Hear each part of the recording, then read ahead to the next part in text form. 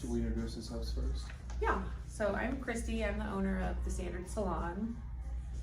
And Christy, I'm Curtis. I'm the owner of Shears. And yeah, we're here to talk about Shears with Christy. I have a couple questions for Curtis, and hopefully it educates you guys a little bit about Shears.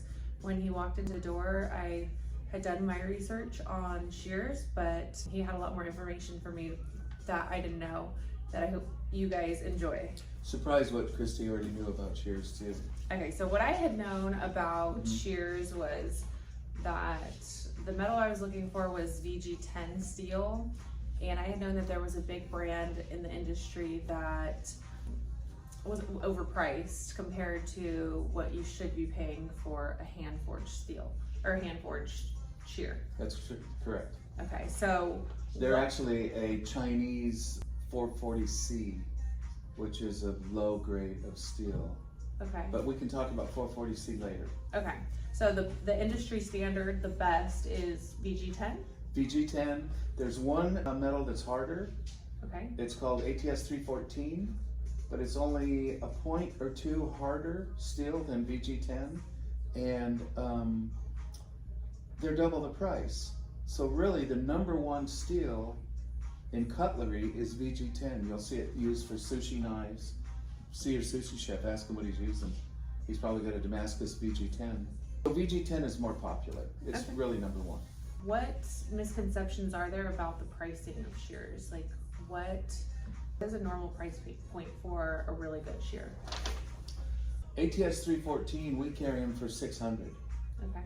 That's the best, hardest steel in cutlery. And that one's only 2 points above the VG10? 2 points above VG10. And VG10 is around 350. Usually we sell them Okay. at that. So that's three shears, and this is reality. That's 3 shears for the same price that a lot of people are paying for Chinese 440C. So if I were to find something for like $1,200 to $500, that would just be a markup? There's no reason for that? I figured that out once because we saw their invoice, these particular large company that we're talking about that sells them all over the place. They're what, around 17 to 25, I think you said you saw them too, 17 to 25 bucks. And they sell them for 1,200. I figured 25 bucks for $1,000 was a 987% margin, which is astronomical for people that know about business margins. A normal business margin is 50% in order to make it. That's usually the average. So a 987% margin.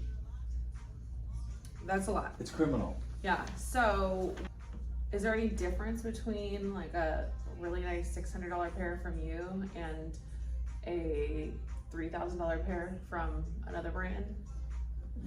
Number one, for me, it would be the price. Yeah. Just overpaying by a huge margin. Okay, so there's no difference, just a brand name and marketing? No, well, no, there is a difference. Some $3,000 shears, like we mentioned, are Chinese 440C. Okay. 2 grades lower in steel. So you're paying more for an inferior product. More for an inferior product, correct. Okay. So steel is measured by Rockwell hardness, and it should say HRC, which stands for Rockwell hardness. And if they don't put that on there, you don't know what you're buying. But we put HRC on all of my shears, so you know exactly what you're paying for. And Rockwell hardness is, it means, well, what's Rockwell hardness? Well, it means how long's the edge gonna last for you? The harder it is, the harder it lasts. So VG10, which is just the name of a recipe, it has a Rockwell hardness of 62, and ATS 314 is around 63, maybe 64. Okay. Let's talk about dry cutting shears versus wet cutting shears. What's the difference between the two? Well, the best dry cutter has a serrated edge, Okay. but you can't slide cut with a serrated edge. Okay. And back in the history, everybody uses a serrated edge because the edge held the hair. Okay. So you weren't chasing it all the time.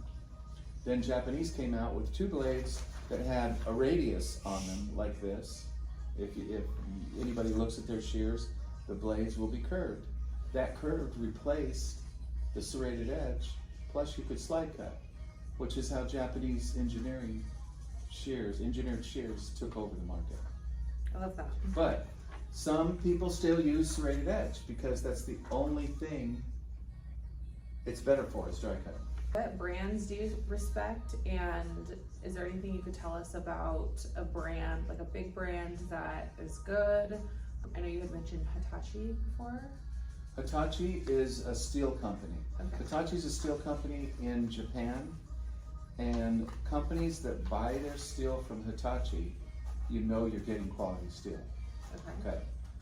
We can go into that more if you want. Yeah, let's More talk about detail. that. Okay. Hitachi has, I think, about 13 steel plants. Okay. 3 of them they manufacture specialty steel Okay. for, say, ball bearings for BMWs, high-end cars, really high-quality steel, and steel for cutlery, which is what you guys use. That's where good companies buy their steel from. So you buy your steel from the manufacturer. So Hitachi's not actually the company that makes the shear. They just make the steel. This guy's the artisan craftsman. He buys the steel from Hitachi. He makes the shear and sells it to you. We get all our steel from Hitachi or Aichi. Okay. Both are or Takefu. Takefu is the company that invented VG10. Okay. The recipe for VG10. Okay, Named cool. it VG10. But they couldn't handle the demand, so they licensed it out to Hitachi. So the only 2 companies that make VG10 are Hitachi and Takefu. And Takefu is a rare find, you won't see that much. Okay. What is the difference between hand forged and cast? Good shears? question, good question. Cast is hot metal poured into a mold. Then it dries, they pull it out, buff it, and put the 2 blades together and send it off. Hand forged doesn't necessarily mean they're hitting it with a hammer, but they have machines that pound the metal out, okay? Forged. And that brings the molecules tighter. That makes a shear, that makes the metal harder. So it's like more compact. It's more compact. Okay. And it's not the only thing that makes it harder, I should clarify that part, because it's molybdenum, vanadium, those are all alloys that go into the steel. So cooking steel would be the same as cooking spaghetti sauce. If you put molybdenum, vanadium, cobalt, which a lot of people have seen cobalt on their shears. Pakistan puts cobalt on their shears, so that's not a trustworthy thing. But these are all alloys that go into the steel where a chemical bond takes place. And the same as you putting oregano into spaghetti sauce where a chemical bond takes place. It's not one little spot of the spaghetti sauce that you taste the oregano, it's the whole batch. So as you're cooking, yeah, there's chemical bonds. Do they need to be made in Japan in order to be a good shear, or does it just need to be like steel from Japan? Just steel from Japan. Okay. You mentioned Pakistan and China making shears as well. Yes. I would say I have not met, I don't know any real quality artisans. I'm sure there are from Pakistan. It's a lot of cheap stuff that comes out of Pakistan. But I do know a good quality craftsman in Sweden. So yeah, to your question, it doesn't matter who makes it, where he's from. He might be in China too, but as long as they're using the Japanese steel. Okay. That's the key. What about when a shear sharpener walks into your salon? Like, what is going to separate you from another shear sharpener? Is there a certain type of hone that you use or sharpening tool that you use that makes you different? Yeah, that's a good question. It's well, first and foremost, it's training.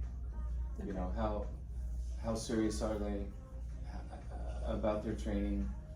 Do they continue training after they've learned? You know, do they remain a student of what they do? I love learning, so I just do it naturally. But they should be water honing. They should use water, because one of the worst things that can happen is them heating up your shears. That takes the temper out of the metal. It's no longer hardened steel. If they're heating it up while they're sharpening, not using water. Okay. So now you have just regular stainless steel shears, which the hardness is much lower and your edge won't last. So my understanding is when you pay for a shear and you pay for a good quality shear, you're paying so that you can get it sharpened more times before it wears out. Is that why you would choose one shear over another?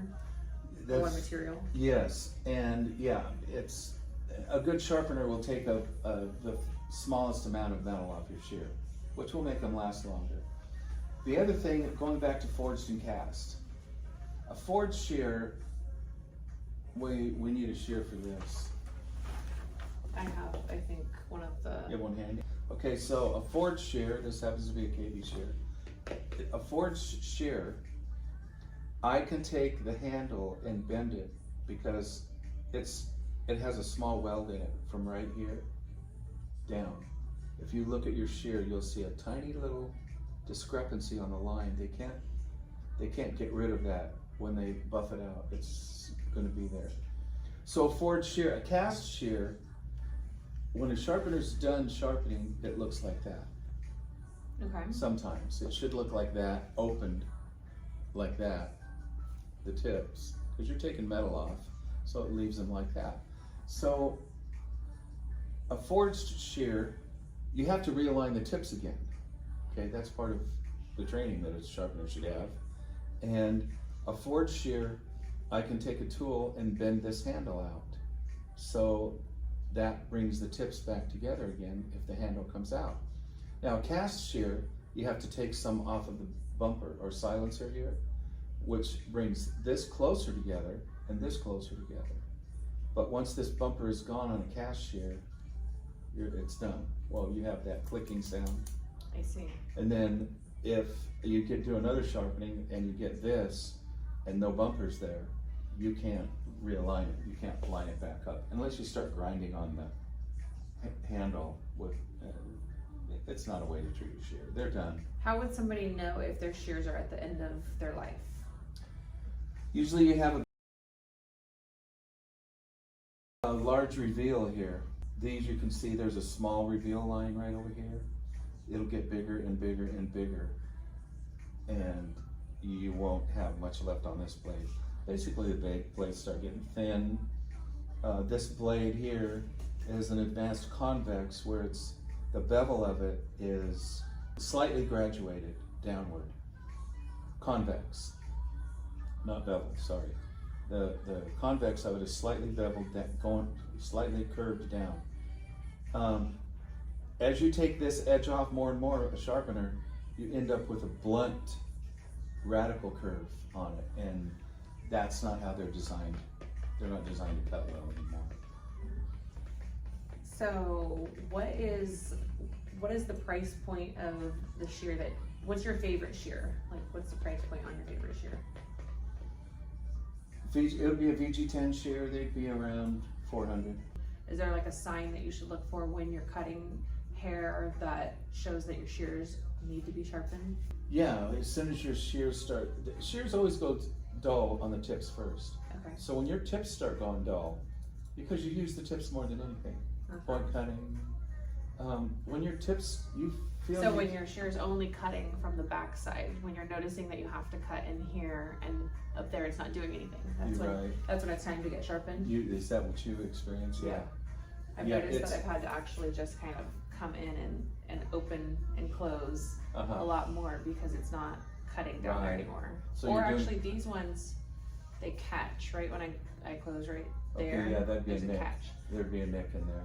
And in that case, if your shears get nicked, there's a few ways it happens. You throw them in a drawer and they bang against each other. Like, I don't know who this is, but in a box like this, your blades are banging against each other. Okay. And that's going to cause nicks. So they should be in a leather case? So that's kind of what I've seen. A leather case, if it's allowed. We make leather cases, actual leather cases. But I also have boxes. Have I showed you those boxes? No. Did I go get one? Yeah.